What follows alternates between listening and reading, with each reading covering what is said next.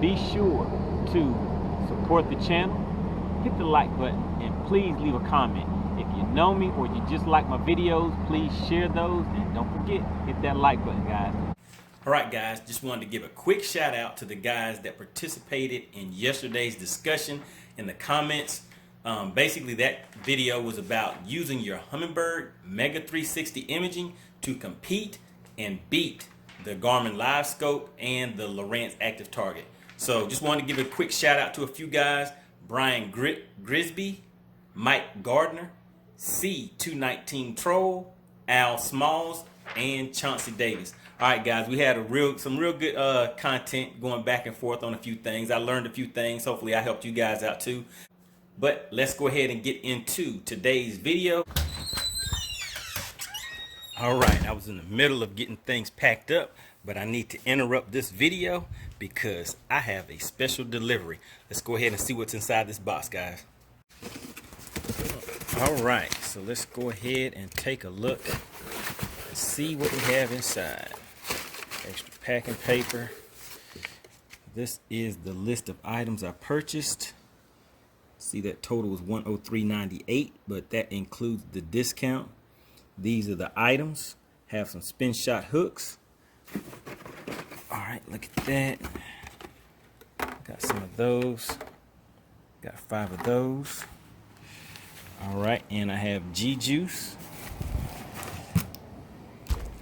Gots to have the GJuice.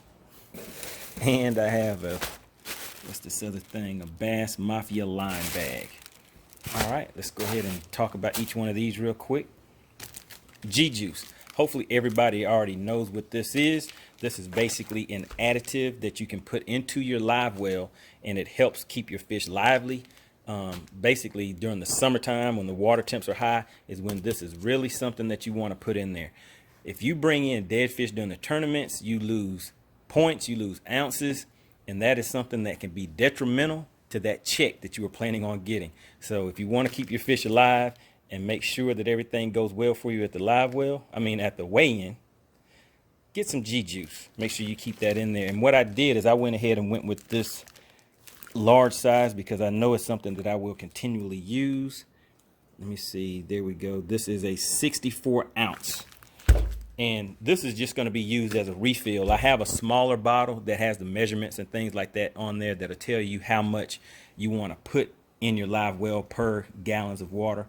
But a lot of times people just take it and you just pour in enough to where I guess you kind of eyeball it to see what you want. But I'll have a separate container for that. This is just a refill bottle. All right, next up, the other thing that I purchased, drop shot. This time of the year for me, well, actually, once the weather starts warming up and summer hits, even into the fall, drop shot is a very key technique for me.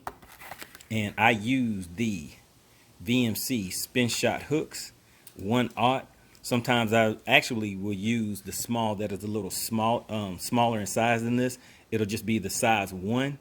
A lot of times the hookups are better with this 1/0, but pretty much really I don't really notice too much difference in it.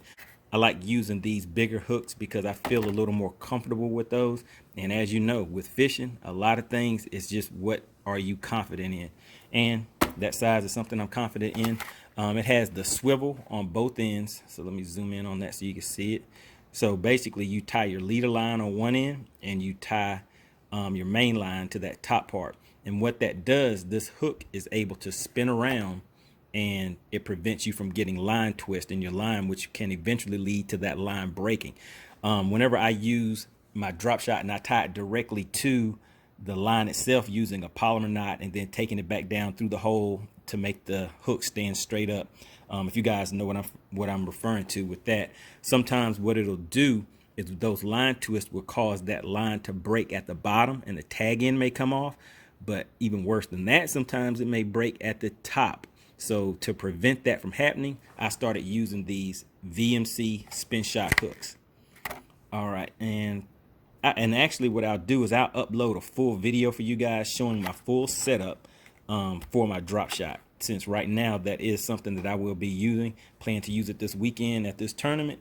Hope everything goes well. But as you know, it's fishing, so you never really know till you know. All right, so the last thing that we have here was the Bass Mafia line bag. And the reason that I wanted this line bag is I have line that I would just kind of have sitting around inside of the compartments, but what happens is with that line, it'll move around a lot. It may get little nicks and things in it, and if you do not notice that or do not catch it, that can be very detrimental to getting a fish to the boat. And that is definitely something that you don't want to happen. You don't want to go back to the scale talking about the fish that got away or the one that broke you off. So with this, it's pretty simple to use. It has slotted areas in here, and with each slot there's 10 of them. 1, 2, 3, 4, 5, 6, 7, 8, 9, 10. And you can as you put the line in here, so for example, you'll just take it,